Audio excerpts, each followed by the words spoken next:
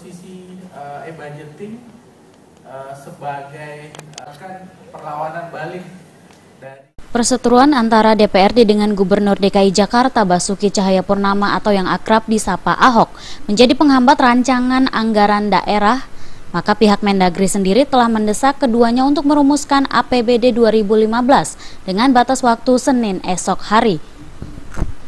Rapat APBD DKI Jakarta antara DPRD dan Pemprov DKI Jakarta baru akan diselenggarakan pada Senin esok hari di gedung DPRD DKI Jakarta. Menurut Dirjen Keuangan Kemendagri Reidon Nizar Munik, jika hasil dari rapat APBD 2015 tidak menemukan kesepakatan, maka Kemendagri akan mengacu pada APBD 2014 berdasarkan angka perubahan yakni sebesar 63 triliun rupiah dengan menggunakan pergub bukan perda.